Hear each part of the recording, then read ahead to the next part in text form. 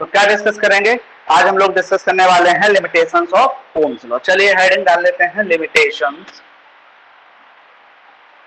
Limitations, limitations of Ohm's law. ठीक, Ohm's law की limitation पढ़ेंगे। तो सबसे पहली बात है, देखिए जनरल डिस्कशन करते हैं कि जैसे आपने क्या किया, आपको मैंने बताया था एक कंडक्टर ले लिया आपने, किसी भी लेंथ का ले लिया, किसी भी एरिया ऑफ क्रॉस सेक्शन का ले लिया। अब जैसे ही उसमें करंट फ्लो करा रहे हैं, उसमें क्या फ्लो हो रहा है, उसके जो उसके भाई जो एंड्स है उनके क्रॉस क्या हो जाएगा, पोटेंशियल डिफरेंस होगा। पोटेंशियल डिफरेंस होगा किसी कंडक्टर में। भाई एक बात याद रखिए, पोटेंशियल डिफरेंस है तभी करंट है, और पोटेंशियल डिफरेंस अगर जीरो है तो करंट जीरो। ये नहीं है कि जैसे हमारा कंडक्टर, इसका पोटेंशियल इतना तो करंट फ्लो हो जाएगी ना। इसके एंड्स के बीच जब तक कोई पोटेंशियल डिफरेंस नहीं होगा, मतलब अगर इस एंड पे पोटेंशियल सेम है, there will be no current at all. ठीक, अगर there exist a potential difference between the ends of conductor, then current flow. ठीक है, और जो करंट फ्लो होती है वो I directly proportional to V होती है। आपने ये पढ़ा था ओम्स लॉ, भाई आई प्रोपोर्शनल टू बी। तो यहां से आपका निकल के आया था V equal to I R, और कहा था कि R इक्वल टू आर क्या होता है, V अपॉन आई। इसको कहा था ये एक कांस्टेंट होता है, और इस कांस्टेंट का नाम क्या होता है, रेजिस्टेंस होता है। ठीक है, हमने कहा था कि भाई रेजिस्टेंस किस पे डिपेंड करता है, क्या वोल्टेज पे डिपेंड करता है, करंट पे डिपेंड करता है ना। इन दोनों में से किसी पे नहीं करता है। इन दोनों में से ओम्स लॉ के अकॉर्डिंग ना तो V पे करता है और ना ही I पे करता है रेजिस्टेंस डिपेंड। तो डिपेंड किस पे करता है बताया था मैंने, फैक्टर्स अफेक्टिंग रेजिस्टेंस। तो number one, length of the conductor, area of cross section, temperature and nature of the material. ये सारी चीजें पढ़ रखी थी हमने। तो आज हम क्या पढ़ते हैं लिमिटेशंस ऑफ ओम्स लॉ में, कि सबसे पहले कि ओमिक कंडक्टर क्या होते हैं। तो सबसे पहले हेडिंग डालेंगे बेटा ohmic conductor, ohmic conductor, ohmic conductor. Ohmic conductors, कुछ कंडक्टर्स ऐसे कंडक्टर होते हैं जो ओम्स लॉ को ओबे करें, ओम्स लॉ को फॉलो करें, that are called ohmic conductors. लेकिन एक कंडीशन होती है यार, ऐसा करने के लिए गर्मी बहुत है भैया, उमस है, बारिश होने वाली है। ओमिक कंडक्टर्स ऐसे कंडक्टर्स होते हैं कि जो ओम्स लॉ को फॉलो करें। अब ओम्स लॉ को फॉलो करने के लिए तुमको कंडीशंस पहले से ही बता दी गई हैं। तो भाई साहब कुछ कंडक्टर्स ऐसे होते हैं जिनके लिए V और I का रिलेशनशिप क्या रहता है हमेशा, जैसा ओम्स लॉ में क्या कहता है, V I रिलेशनशिप क्या होता है, लीनियर होता है, लीनियर रिलेशनशिप। ये जो ग्राफ बनाते हैं तो I A है, अगर V A है तो ग्राफ कैसा रहता है, लीनियर। और लीनियर ग्राफ क्या रहता है, हमेशा कांस्टेंट रहता है, इसीलिए इसको क्या कहते हैं हम लोग, रेजिस्टेंस कहते हैं। ठीक, खैर बात आई ओमिक कंडक्टर्स की। तो ओमिक कंडक्टर्स, तब तक ओमिक कंडक्टर्स में कोई भी कंडक्टर है जब तक उसके अंदर स्मॉल करंट फ्लो हो रही है तब तक तो वो ओम्स लॉ फॉलो करेगा। कई बार ये देखा गया कि यार जैसे ही करंट की वैल्यू बढ़ाई, आपने करंट की वैल्यू इंक्रीज की, आप एक्सपेरिमेंट कर रहे हो, आपने जब तक स्मॉल करंट दी आप लोग खूब खुश हो कि अरे हाँ ओम्स लॉ वैल्यू, मतलब ओम्स लॉ क्या कर रहा है, फॉलो हो रहा है, ओम्स लॉ फॉलो हो रहा है। हर हालत में जो V अपॉन I का रेशियो है वो क्या रह रहा है, कांस्टेंट रह रहा है। हर रीडिंग ले रहे हो आप, क्या कर रहे हो, हर बार रीडिंग ले रहे हो, V अपॉन I का रेशियो क्या है, कांस्टेंट। और आप धीरे धीरे धीरे धीरे करते क्या जा रहे हो, करंट बढ़ाते जा रहे हो। करंट कैसे बढ़ेगी, लार्ज बैटरी लगाते जा रहे हो, सप्लाई लगातार बढ़ाते जा रहे हो। आपने धीरे जैसे करंट को इंक्रीज करते गए, थोड़ी देर बाद आप ये देखते हो कि यार ये अब लीनियर नहीं रह रहा, ये कांस्टेंट नहीं रह रहा, ग्राफ ऐसा रहना चाहिए थोड़ी देर बाद, और ये ग्राफ ऐसा ना होके यार ग्राफ यहां तक तो ऐसे चला, थोड़ी देर बाद ऐसे हो गया। आप बताओ अब क्या ये ओम्स लॉ वैलिड रहा ना। ओम्स लॉ के लिए तो यार ग्राफ ऐसा जाना चाहिए था, जो डॉटेड बनाया ये जाना चाहिए था, लेकिन मोस्ट ऑफ द कंडक्टर्स के लिए ऐसा हो जाता है। तो जब ऐसा हो गया तो ये क्या हो गया, ग्राफ नॉन लीनियर हो गया। कैसा ग्राफ हो गया, नॉन लीनियर ग्राफ हो गया।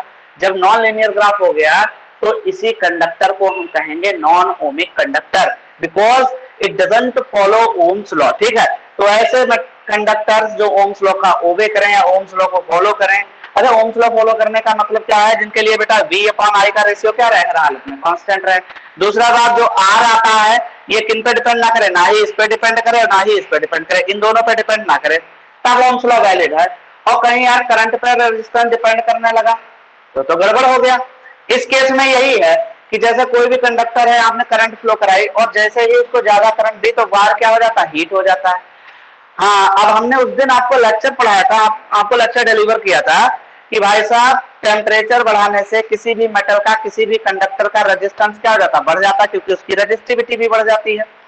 अब हुआ क्या, आपने धीरे धीरे करंट बढ़ाते गए, टेम्परेचर इसका बढ़ गया, तो टेम्परेचर के बढ़ने से उसका क्या हुआ, रेजिस्टेंस बढ़ गया। यानी देखा जाए तो करंट पे रेजिस्टेंस किस पे डिपेंड कर गया, करंट पे। अब जब रेजिस्टेंस करंट पे डिपेंड कर गया तो भाई साहब जो टेम्परेचर था कंडक्टर का वो चेंज हुआ, फिजिकल कंडीशंस डिस्टर्ब हुई, ओम्स लॉ पे नहीं होगा। किसी वजह से ये ग्राफ जो ऐसे जाना था, इस ग्राफ को कैसा शेप मिल गया, ऐसा शेप मिल गया। इसी को हम कहेंगे नॉन लीनियर। लीनियर का मतलब है v प्रोपोर्शनल टू i, का मतलब होता है लीनियरिटी। मतलब यार जितना ये इंक्रीज करे उतना ही ये इंक्रीज करे, उतना ही फैक्टर। अगर ये आधी हो रही तो ये भी आधा हो, ये थर्ड हो रहा तो ये भी 1/3 हो, ये 4 टाइम्स हो रहा तो ये भी 4 टाइम्स हो, दैट मीन्स लीनियरिटी। और यही चीज अगर डिस्टर्ब हो जाए तो वो ग्राफ हो जाता है नॉन लीनियर। क्लियर, समझ में आ गया ओमिक कंडक्टर्स क्या होते हैं और नॉन ओमिक कंडक्टर्स क्या होते हैं। अब हम कुछ एग्जाम्पल देंगे आपको कि ओमिक कंडक्टर्स के क्या एग्जाम्पल होते हैं और नॉन ओमिक कंडक्टर्स के क्या होते हैं, ठीक है। उसके बेसिस पे ग्राफ बनाएंगे। हाँ बताओ बेटा। भाई टेम्परेचर हीट करने पर रेजिस्टेंस ही तो बढ़ता है, रेजिस्टिविटी थोड़ी ना बढ़ती है। बेटा रेजिस्टिविटी बढ़ती है, आपने पढ़ा नहीं लेक्चर हमारा पीछे, अभी पढ़ाया था मैंने एक वीडियो बनाई थी पूरी, तो टेम्परेचर डिपेंडेंस ऑफ रेजिस्टिविटी। तो मैंने आपको उसमें बताया था कि रो इक्वल टू, बेटा मैंने बताया था rho equal to rho not 1 plus alpha T minus T not. Abhishek को याद होगा, अभिषेक ने साल लेक्चर लिया था बेटा, तुमने लिया नहीं था उसमें, ठीक है।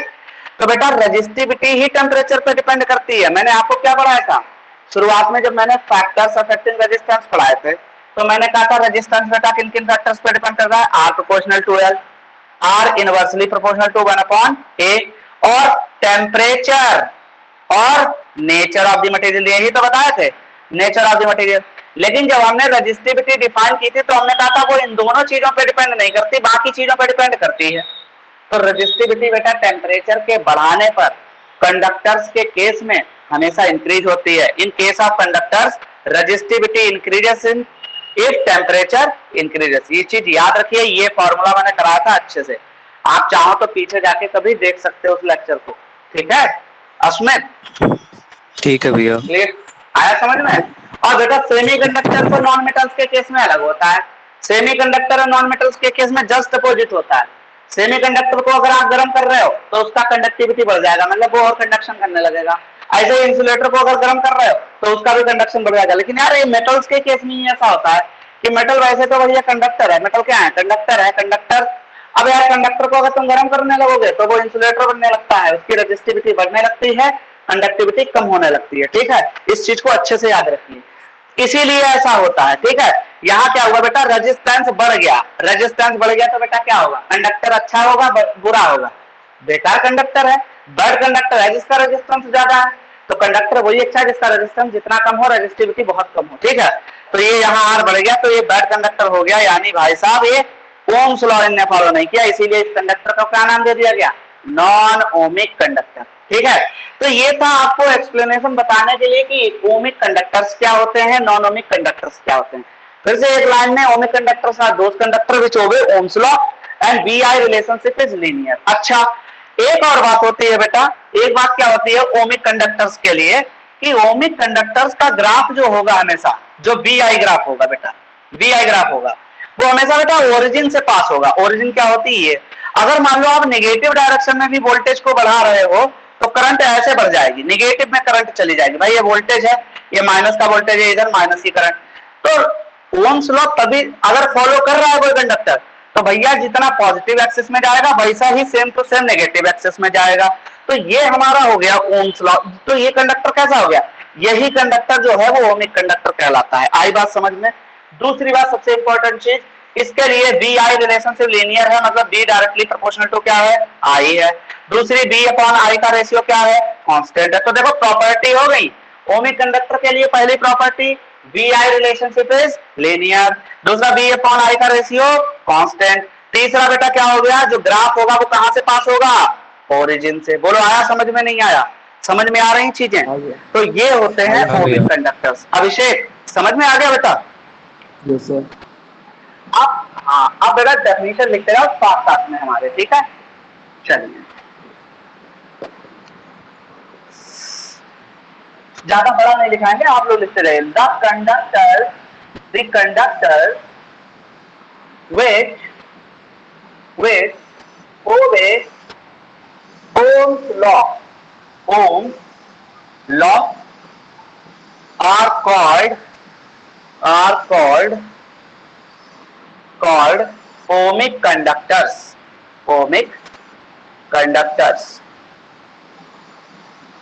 conductors, ठीक, ये हो गया हमारा।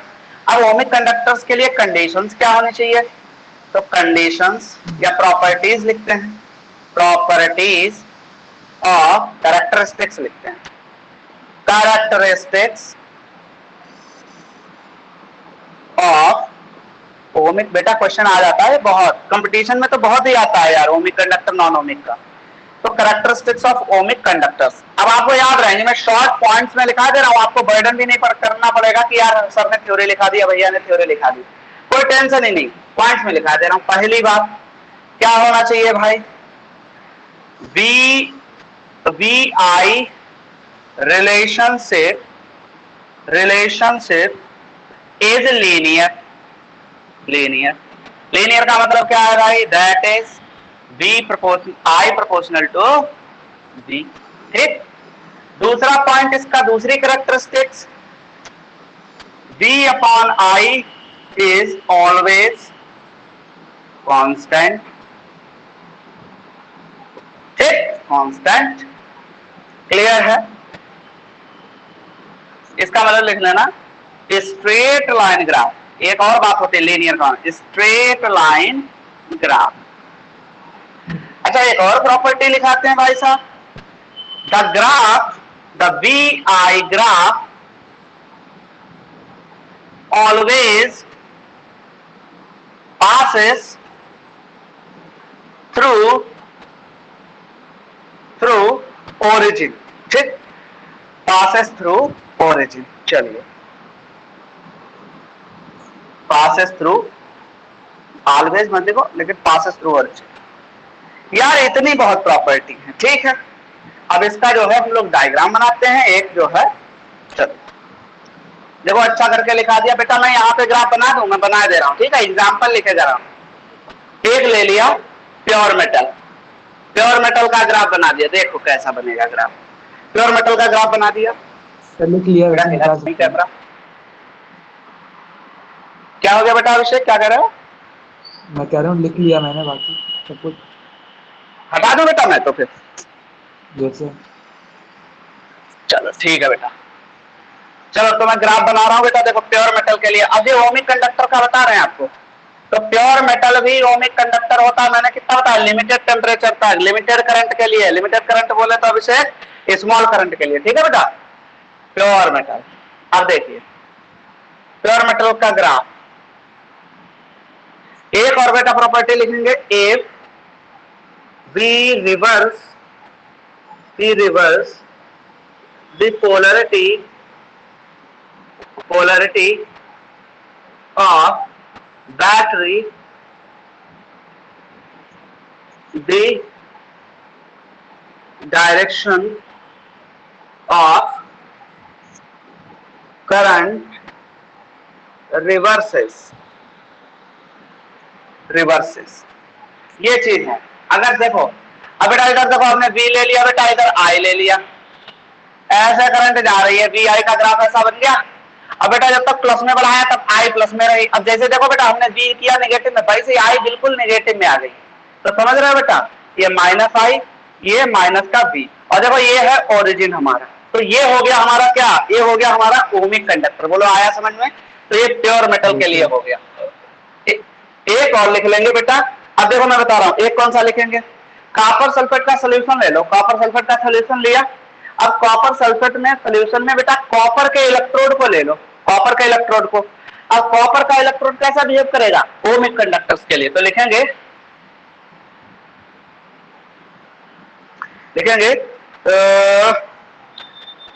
Copper sulphate solution with copper electrode, CU लिखे दे रहा हूं बेटा मैं, कॉपर इलेक्ट्रोड। चलो ये भी वैसा ही होगा, बिल्कुल सेम अमाउंट, हमेशा ओरिजिन से पास होगा, सेम अमाउंट में करंट, ठीक, ये चीज है। चलिए यार बैटरी पोलरिटी, या बैटरी ना लिखो, पोलर इफ भी रिवर्स द, ये तो नहीं लिखा बेटा अभी लाइन। बैटरी से अच्छा कई बार ऐसा होगा एसी वोल्टेज देंगे, तो ये तो बैटरी लिख दिया, डीसी वोल्टेज थोड़ा और अच्छा लिखते हैं। ये लाइन मिटा के एक अच्छी चीज लिख लीजिए, हालांकि गलत वो भी नहीं है, गलत नहीं है, लेकिन ये लिख लीजिए तो सारी चीजें आए हैं। Reverse the direction of voltage, direction of PD, PD, then the direction of current reverses. ठीक है, चलिए बनाते हैं बेटा। देखिए फिर से अभिषेक हमने ले लिया भाई, माइनस आई प्लस आई, ये ले लिया हमने। अच्छा ये वोल्टेज, ये माइनस। अब देखो इसका भी ऐसा जाएगा ग्राफ बिल्कुल। अब तुम अच्छे से बनाना स्ट्रेट लाइन जाए, वो भी ओरिजिन से पास होते हुए। बेटा हमारा जो है ड्राइंग बढ़िया नहीं है, मजा नहीं आता। हाँ अब सही बन गया। तो ये हो गया सीयू इलेक्ट्रोड, ये ओरिजिन हो गया। तो ओमिक कंडक्टर्स हो गए खत्म। बस यही ओमिक कंडक्टर्स के बारे में बताना था आपको, लिख लीजिए। ये बिल्कुल स्केल से बताना, स्ट्रेट लाइनर।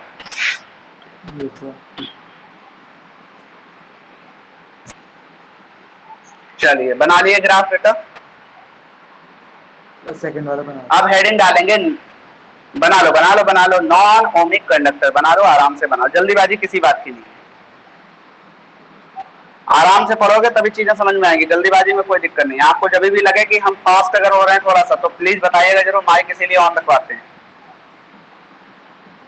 जल्दी किस बात की, फिजिक्स में कोई बात की जल्दी नहीं। आराम से पढ़ो, बनाओ, मैं अभी आ रहा हूँ।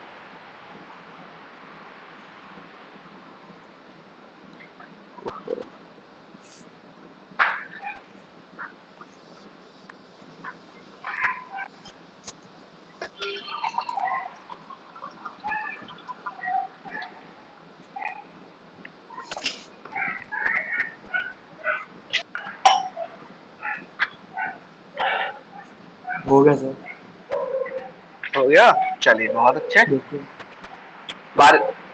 बारिश होने वाली है आज। Yes sir.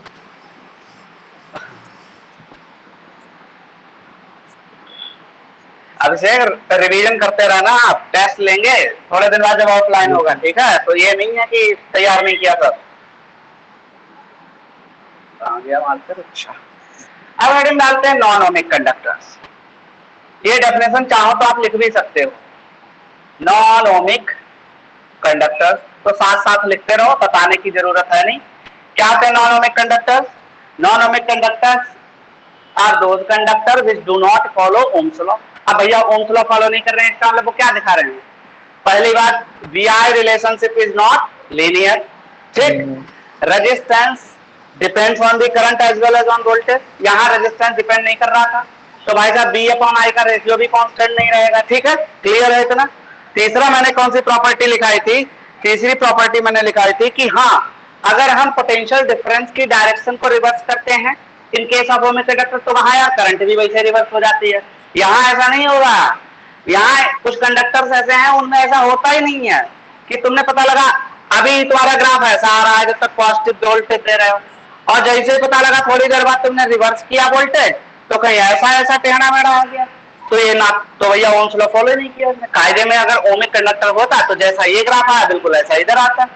तो ऐसे कंडक्टर्स को ही हम कहते हैं non ohmic conductors. Okay, so right the theory with me. चलिए लिखते जाइए साथ साथ। The conductors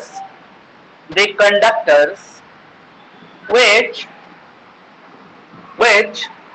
do not follow Ohm's law are called non-ohmic conductors। Non-ohmic conductors ये हो गया। अब इनकी कैरेक्टरिस्टिक्स लिखा देते हैं। कैरेक्टरिस्टिक्स, भाई इनकी विशेषताएं क्या हैं, इनका चरित्र कैसा है, तो वो बताते हैं। ऐसा चरित्र नालायक है भाई, ठीक। पहली बात, पहला चरित्र लिखते हैं, इनका चरित्र अच्छा नहीं होता है नॉन ओमिक वालों का। The V I relationship relationship is not linear. The VI relationship not linear. ठीक,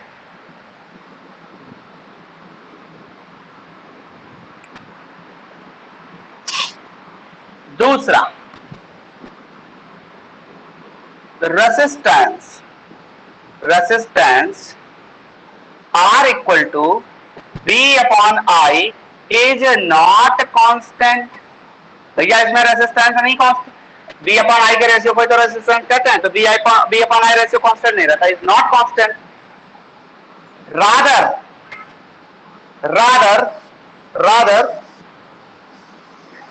it is current dependent because for large current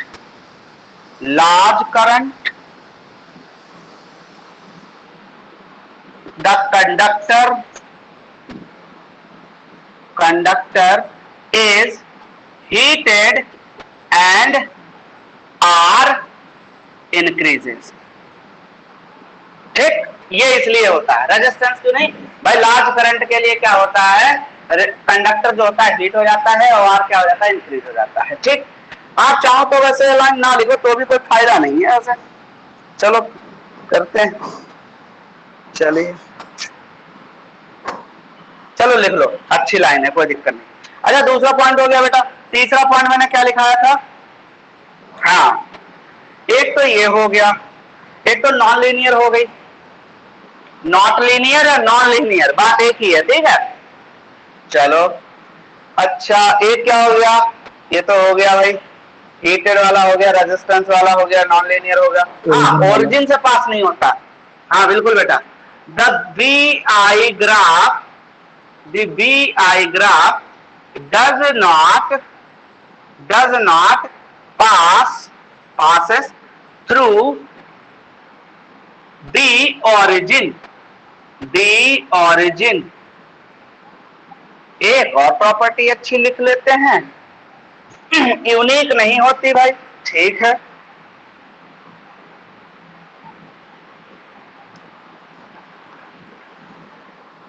the VI relationship is not unique and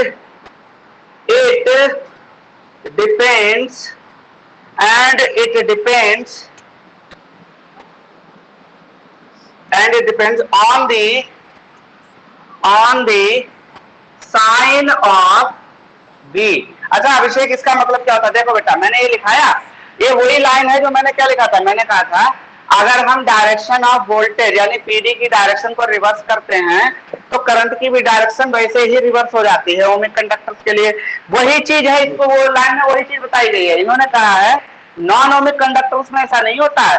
अगर आप वोल्टेज बस पोटेंशियल डिफरेंस की direction को reverse करते हैं. अच्छा, potential difference की डायरेक्शन को रिवर्स करने का मतलब क्या है, पोटेंशियल डिफरेंस भाई वोल्टेज का साइन चेंज कर दिया आपने, प्लस का माइनस, माइनस का प्लस कर दिया. ठीक है, तो इन्होंने कहा है कि भाई साइन पे डिपेंड करती है VI रिलेशनशिप इनकी, उसकी तरह नहीं है ओमिक कंडक्टर्स की तरह कि करंट अगर प्लस में जा रही तो फिर माइनस करेंगे तो वैसी आ जाएगी.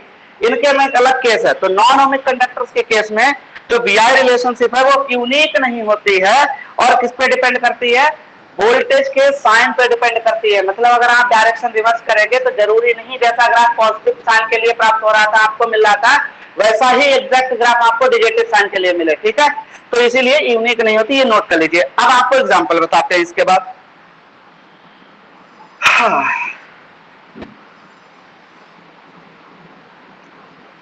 मेटालिक कंडक्टर के लिए बताते हैं, प्योर मेटल वही लिख लीजिए. लिख लिया बेटा, चलिए ठीक है, अभी बताती हूँ.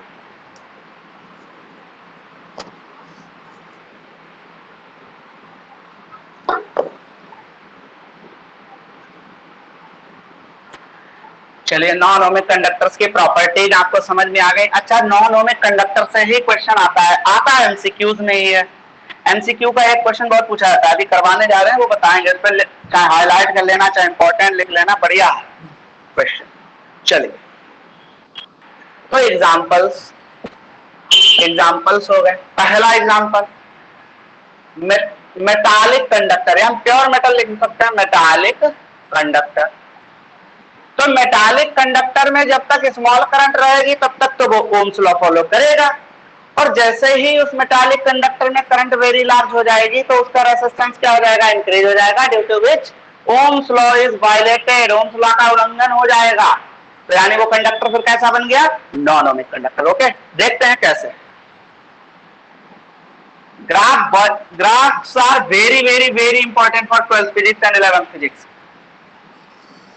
जाना चाहिए था ऐसे, और भाई साहब थोड़ी देर बाद ऐसे हो गया, तो ये बना लेंगे डॉटेड, क्योंकि ये जाना चाहिए था, गया नहीं है, गया है ऐसे, ठीक है। तो ये बना लीजिए, ये नॉन ओमिक बिहेवियर हो गया इसका, ये जो बिहेवियर हो गया। यहां तक तो लीनियर था, तो देखा जाए यहां तक तो भाई, यहां तक तो लीनियर था, तो ये हो गया हमारा ओमिक रीजन। क्या हो गया भाई, ओमिक रीजन। और ये हमारा हो गया इधर नॉन ओमिक रीजन, ठीक है, समझ में आ रही बात चीजें। और इसको लिख लेंगे ऐसे नॉन ओमिक बिहेवियर, ठीक है, यही है नॉन ओमिक बिहेवियर।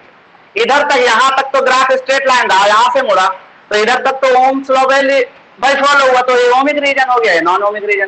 तो नॉन ओमिक बिहेवियर आप बनाते जाओ फटाफट, हम कराते जा रहे हैं। दूसरा एक होता है बेटा वाटर वोल्ट मीटर। अब वाटर वोल्ट मीटर क्या होता है, ये भी एक वोल्ट मीटर ही होता है, वाटर वोल्ट मीटर, ठीक। अच्छा, वाटर वोल्ट मीटर में होता क्या है भाई, a back EMF is set up due to liberation of hydrogen, ये बहुत इंपॉर्टेंट है, hydrogen at the cathode and oxygen at the anode, ठीक, at the anode, क्लियर। अब देखिए, इसको समझिए, पेन कॉपी थोड़ी देर रोक दीजिए। वाटर वोल्टमीटर क्या होता है, ये भी एक वोल्टमीटर होता है, वोल्टेज को मेजर करने के लिए। वोल्टेज जब भी बोले बेटा दिमाग में पोटेंशियल डिफरेंस जाना चाहिए, ठीक है, पोटेंशियल डिफरेंस या वोल्टेज बात एक ही होती है। तो वाटर वोल्टमीटर भी एक वोल्टमीटर की तरह बिहेव किया जाता है, ठीक। अब इसमें कहा है back EMF is set up between, क्या होता है भाई, वाटर वोल्टमीटर बना होता है, अब उसमें इलेक्ट्रोलाइट भरा है मान लीजिए, ठीक, वोल्टमीटर में। तो क्या होता है, वहां से दो टर्मिनल होते हैं वोल्टमीटर के, आपको पता है, एक प्लस एक माइनस। प्लस वाले को एनोड कहते हैं, माइनस वाले क्या कहते हैं, कैथोड। अब अच्छा, माइनस वाला जो होगा उस पर कैसा जाएगा, कोई भी आयंस जाएगा उस पर पॉजिटिव आयंस जाएंगे, और जो एनोड होगा वो पॉजिटिव है तो वो किसको अट्रैक्ट करेगा, नेगेटिव आयंस को। तो होता क्या है, इस वोल्टमीटर में अपने आप क्या होता है, हाइड्रोजन जो गैस होती है वो उसके भाई कैथोड पे, क्योंकि हाइड्रोजन कहाँ पे, हाइड्रोजन कैथोड पे जमा हो जाती है, और ऑक्सीजन कहाँ पे जमा हो जाती है, लिबरेट हो जाती है एनोड पे। अब समझो, वोल्ट मीटर के दोनों टर्मिनल पे, एक पे पॉजिटिव आ गया, एक पे नेगेटिव आ गया, समझो बात को। तो क्या बन गया, बैटरी बन गई, अरे बैटरी बन गई, एक पॉजिटिव टर्मिनल एक नेगेटिव टर्मिनल। भाई साहब, तो इसका अपना क्या होगा, ईएमएफ होगा, वोल्टेज होगा कुछ ना कुछ, उसी को कहते हैं बैक ईएमएफ। क्या कहते हैं, बैक ईएमएफ। बैक ईएमएफ क्यों कहते हैं, क्योंकि ये अपने आप ही उसके कैथोड पे हाइड्रोजन निकल पड़ती है, जमा हो जाती है, और एनोड पे ऑक्सीजन। जब भाई एक पॉजिटिव और नेगेटिव चार्ज का एक बीच में स्पेस बन गया, रीजन बन गया, तो उसने क्या बना दी, एक बैटरी तरह से बना दी। और हर बैटरी या सेल का क्या होता है, ईएमएफ होता है, आगे पढ़ाएंगे। तो इसी ईएमएफ को हम बैक ईएमएफ कहते हैं। अब इस वोल्ट मीटर में अगर करंट तुमको फ्लो करानी है तो जानते हो क्या करना पड़ेगा भाई साहब, जब तक इतना आप वोल्टेज इसको नहीं दो देगे तब तक ये कंडक्ट ही नहीं करेगा। आई बात समझ में, उसे चाहिए इतना ईएमएफ, उसे इतना वोल्टेज चाहिए स्टार्ट होने के लिए। जैसे मान लीजिए कोई वाटर वोल्ट मीटर है बेटा, ये मान लीजिए एक वोल्ट मीटर है हमारा, volt meter water volt meter, एक इसका टर्मिनल एक है, इसका एक माइनस है प्लस, और इसका जो बैक ईएमएफ है हमने कह दिया 2 वोल्ट है। भाई साहब जब तक इसको 2 वोल्ट नहीं दोगे आप वोल्टेज, तब तक इसमें कोई करंट फ्लो नहीं होगी, ये कोई मेजरमेंट नहीं दे पाएगा। आ गया समझ में? तो इसीलिए ये भी नॉन ओमिक बिहेवियर शो करता है, क्योंकि यार ओम्स लॉ क्या कहता है, जब भाई वोल्टेज हम दे नहीं रहेंगे तो ग्राफ कहां से पास होना चाहिए, तो करंट जीरो। यहां क्या होता है, इस केस में ग्राफ कैसा बनेगा, इस केस में ग्राफ में बना के दिखा रहा हूं, इस केस में भाई साहब करंट नहीं फ्लो हो रही है, फिर भी अपना उसका क्या है, बैक ईएमएफ है, तो ग्राफ बना लीजिएगा, ऐसा ग्राफ बनेगा। ये बी हो गया इधर, ये आई हो गया बेटा, हर जगह बी आई जरूर लिख लेना अगर मैंने नहीं लिखा हो जल्दी में, ठीक है। तो यहां से कायदे में ओम्स लॉ अगर फॉलो करता है तो कहां से पास होता है, ओरिजिन से, लेकिन उसके पास अपने आप है क्या, बैक ईएमएफ, तो वो भैया उसके पास है बैक ईएमएफ, तो अब क्या करेगा, चलो आई इधर ले लो, अगर बैक ईएमएफ लेना आई इधर ले लो, तो वो ग्राफ यहां से नहीं स्टार्ट होगा, वो ग्राफ यहां से कहीं से स्टार्ट होगा। ये हो गया बी नॉट, ये हो गया बी नॉट, आई बात समझ में, ये हो गया बी नॉट। इसी को लिख लेंगे बेटा बैक ईएमएफ, समझाएंगे ईएमएफ क्या होता है नेक्स्ट लेक्चर में। इलेक्ट्रोमोटिव फोर्स होता है, ये भी एक तरीके का वोल्टेज ही होता है, सेल का होता है, ठीक है। फिलहाल अभी तक के लिए इतना समझो। अब देखो अभिषेक भाई, यहाँ पे कायदे में यहां से पास होना चाहिए था, अब ग्राफ कहां पे है, यहां से स्टार्ट हो रहा। आपको इतना देना पड़ेगा इस वोल्ट मीटर में करंट फ्लो कराने के लिए, जब यहां पे वोल्टेज पहुंचेगा तब इसमें करंट फ्लो हो पाएगी, ठीक है। तो ये बना लीजिए, इसको कहते हैं वाटर वोल्ट मीटर। अब इसके अंदर क्या है, इसके अंदर है तो लिखेंगे बेटा, ग्राफ बना के नीचे लिखेंगे हैंस इलेक्ट्रोलाइट, इसके अंदर इलेक्ट्रोलाइट भरा होता है, dilute H2SO4, dilute H2SO4, dilute H2SO4 तो पता ही है वाटर के साथ, ठीक है। Hence electrolyte is a non ohmic conductor. ये लाइन ग्राफ के नीचे लिखना आप, ठीक है, ये मैं ऐसे लिख रहा हूं, समझ में आ गया होगा। अब नॉन ओमिक के कई सारे एग्जांपल है, आपको हाँ सारे बताते चलते हैं। तो मेटालिक कंडक्टर के लिए हो गया बेटा वाटर वोल्ट मीटर हो गया। अब एक नया और सिखाने जा रहे हैं, कौन सा था, नंबर 3 लिख लेते हैं, पीएन जंक्शन डायोड। अभी पूछने की जरूरत नहीं है क्या होता है, सेमीकंडक्टर से मिलकर बना होता है, डायोड का काम होता है रेक्टिफायर की तरह यूज किया जाता है। डायोड एक ऐसी डिवाइस है which is used as rectifier. अब रेक्टिफायर क्या होता है, रेक्टिफायर भी सुन लो, एक लाइन में सुन सकते हो, जो ऐसी डिवाइस जो एसी को डीसी में कन्वर्ट कर दे, that is called rectifier. And rectifier में पीएन जंक्शन डायोड का यूज किया जाता है। पीएन जंक्शन डायोड किससे मिलकर बनता है, सेमीकंडक्टर से। ज्यादा कुछ बताएंगे नहीं, बिकॉज लास्ट चैप्टर पूरा डिटेल में हम खुद पढ़ाएंगे वॉल्यूम 2 में, ठीक है। तो टेंशन लेने की कोई जरूरत नहीं, आपको सिर्फ ग्राफ पढ़ना है। अब पीएन जंक्शन डायोड का बना लेते हैं। देखो ग्राफ हमें बनाना, लिखना कुछ नहीं है, ठीक है। चलिए ओके, इसमें लिखना है ओ, हाँ चलिए, पहली बात तो ये जरूर लिख लेंगे, it is used as rectifier and made up of semiconductor, ठीक है। बस इतना काफी है नॉलेज अभी के लिए। अब देखो इसका ग्राफ कैसा, ग्राफ बनाना आपको,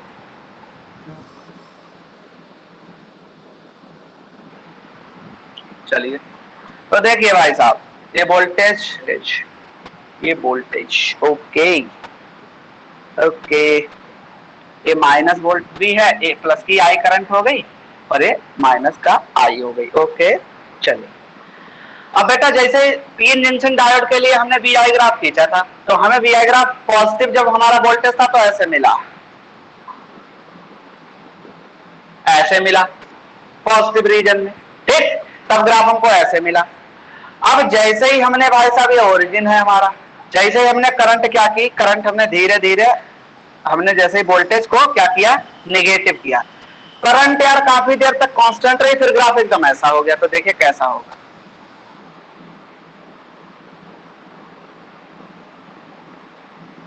ये ग्राफ मिला, ठीक है। तो ये नॉन ओमिक बिहेवियर हो गया। चलिए बना लीजिए इसको अभी बेटा। एक और बनवाते हैं, बहुत इंपॉर्टेंट है।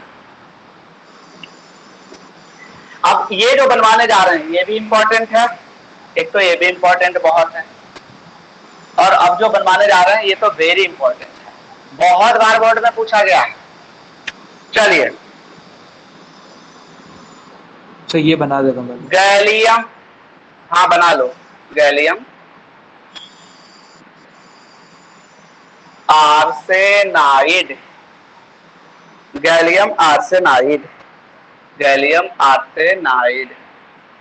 गैलियम आर्सेनाइड को बेटा लिखते हैं Ga, ये गैलियम हो गया, और बेटा आर्सेनाइड को AS से लिखते हैं, तो आप ऐसे करके लिख सकते हो गैलियम आर्सेनाइड, GaAs। अब गैलियम बेटा आर्सेनाइड क्या होता है, ये भी एक क्या होता है सेमीकंडक्टर होता है। क्या होता है बेटा, एक सेमीकंडक्टर है। सेमीकंडक्टर कैसा है बेटा, ये है कंपाउंड सेमीकंडक्टर। एक गैलियम सेमीकंडक्टर लिया, एक आर्सेनाइड लिया, दोनों को मिक्स कर दिया, तो ये बन गया एक कंपाउंड सेमीकंडक्टर। अब इसके लिए देखिए ग्राफ कैसे, बहुत अच्छा है, बहुत ज्यादा इंपॉर्टेंट है। आप देखना 10 ईयर्स उठा के ये जरूर ग्राफ आपको मिलेगा वहां पे, बहुत ज्यादा इंपॉर्टेंट।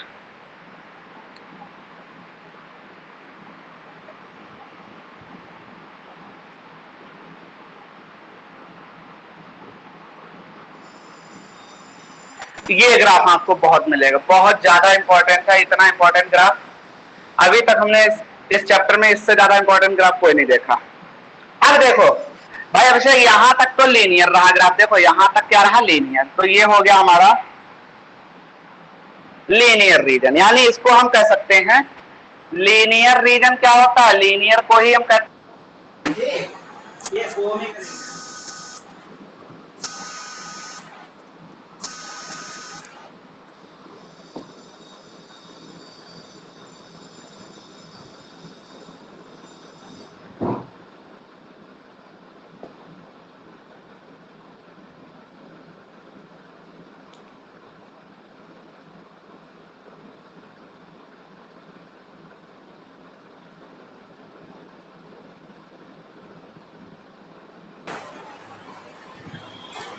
हाँ अभिषेक देखो, तो बेटा ये हो गया हमारा ओमिक रीजन। अब देखो ग्राफ यहाँ से चेंज हो गया, ग्राफ यहाँ से जब चेंज हो गया तो ये हमारा हो गया नॉन लीनियर रीजन।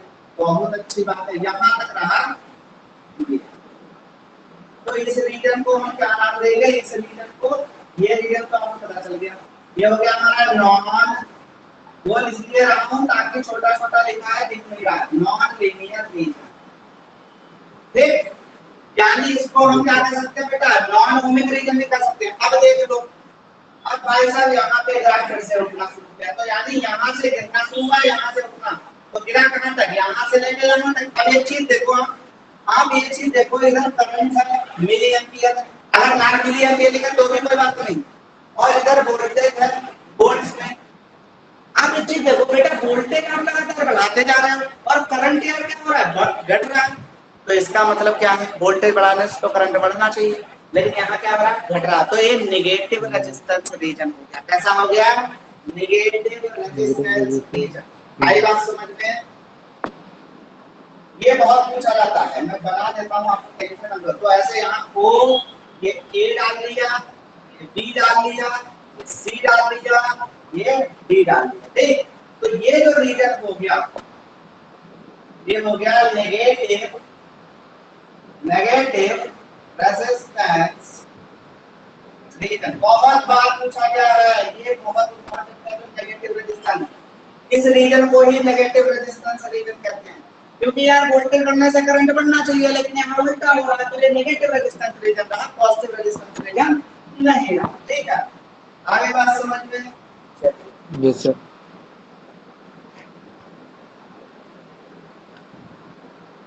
बेटा ये हो गया आपके नॉन ओमिक कंडक्टर्स। अब हम लोग क्या करेंगे बेटा, कल पढ़ेंगे, अब आज ज्यादा रहने दो, है नहीं, और इतना पढ़ो, ज्यादा पढ़ो। आज मैं नॉट ओनली ओमिक कंडक्टर्स पढ़ लिए। अब आप लोग क्या करेंगे, आप अभिषेक क्या करेंगे भाई, घर पे जाके आप एनसीईआरटी उठाएंगे और इसके बाद में बढ़िया करके पढ़ेंगे। हमने आपको सारे ओमिक कंडक्टर्स के लगभग बता दिए, ठीक है। एक आध थायरिस्टर वगैरह है वो आता नहीं है इतना, कभी मौका पड़ेगा फिर समझा दूंगा। करने के बाद ये बहुत इंपॉर्टेंट है, ये वाला इतना ज्यादा इंपॉर्टेंट है कि ध्यान में रखिएगा। नेगेटिव रेजिस्टेंस रीजन, ये है नेगेटिव रेजिस्टेंस रीजन। मतलब क्या है, इसके लिए अगर अल्फा की वैल्यू हम कहें तो क्या होगी, नेगेटिव आएगी, ठीक है। अल्फा की वैल्यू नेगेटिव, मैंने उस दिन बताया था temperature coefficient of resistance negative, इस रीजन के लिए पॉजिटिव, ठीक है। चलिए Yes, sir. बना लीजिए, और कोई डाउट हो तो मिलिए, बाकी कल मिलते हैं एक नए लेक्चर के साथ। कल पढ़ाएंगे आपको हम resistance, combination of resistances in parallel and series, और उसके ढेर सारे न्यूमेरिकल कराएंगे, ठीक है। तो आज के लिए इतना रखते हैं, नोट कर लिया हो तो चलते हैं।